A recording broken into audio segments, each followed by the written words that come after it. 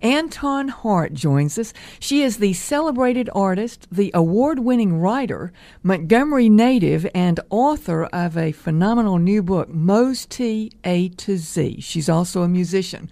Welcome back to your hometown. Hi there, how are you? What gave rise to the book about Mose T? Well, I've known Mose for so many years, more than 25, I guess.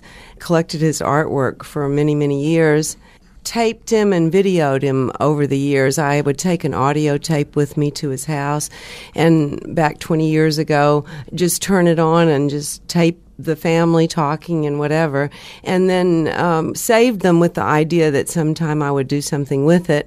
Years passed and I never did, and one day actually my dog got lost and ended up somehow in Shreveport at the dog pound, and so I was going with my friend to go pick up the dog, and along the way I was telling him about my ideas of the book, and that was in 1992, and he said, Anton, you should just make yourself do it. And so after that, I decided to really turn it into a book. And so I wrote an article for a British magazine and used some of that material for the beginning of the book.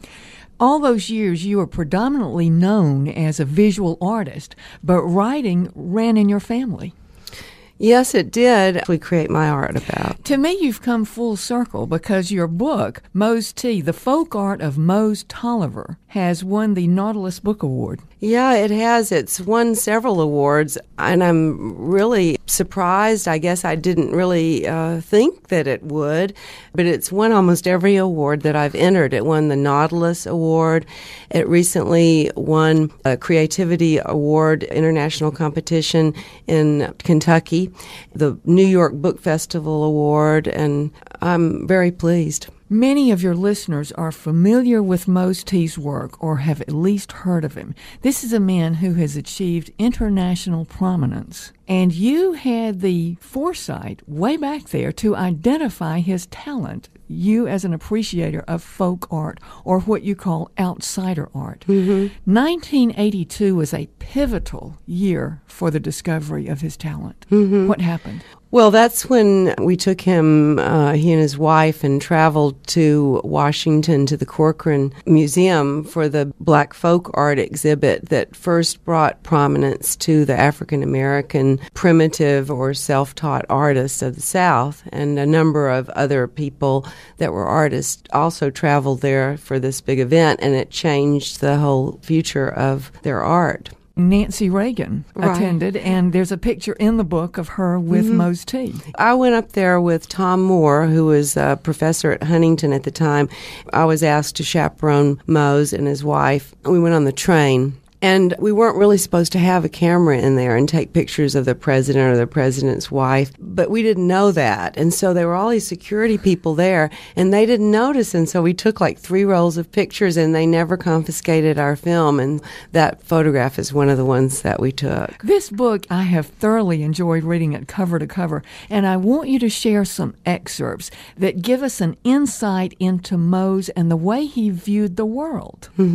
The book is set up in an alphabet format just to have some continuity to it. And so the H is Hatching Birdhouse. Each has the name of the painting and then a little information about it. And then there's a quote on every page by Mose. So here's one of what he said about this birdhouse that he painted a bird on the front of it and dotted it with all different colored splotches of paint. Once upon a time, I built a house, but I built it out of sorry wood, and I didn't have good nails to put it together. And the next day or two, a wind came through, and it blowed the house down, because I built it out of old nails, rusty nails, and it was thrown all across the cotton patch. The motto is, if you build a little house, please use good nails.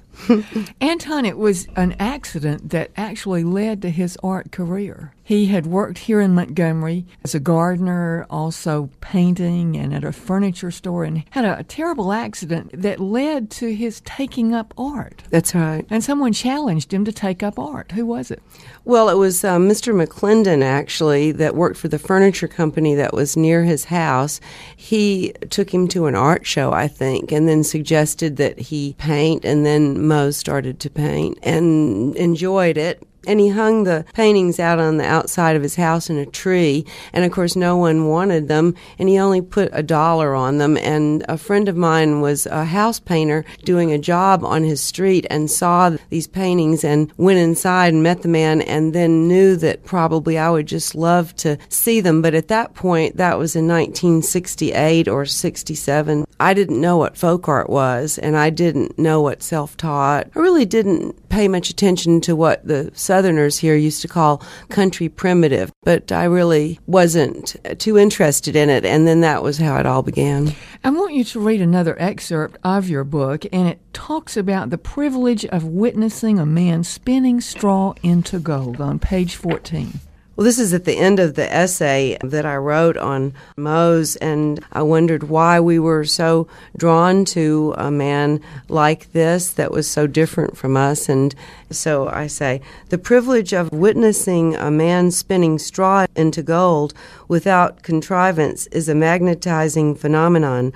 Although we may never really know the true Mose, through his art perhaps we can experience a little of that innocence and purity that escapes so many of us in the modern world. Mose is a man who makes no attempt to explain or ponder what he does. He just does it. To a large extent, he seems to be exactly who he represents in his popular self-portraits, standing with the support of his crutches and looking out at the viewer as if to say, "Hello, I'm Mose. Who are you? Glad to meet you." Opposite that page is a picture of Mose that I take it you took. Yeah. And he's laughing, and his art is full of such joy. Today he is a giant in folk art, although we lost him. He was such a happy man, and I think because we were such good friends, he felt so comfortable with me that really these photographs I took are some of the best I've ever taken in all my years of being a photographer.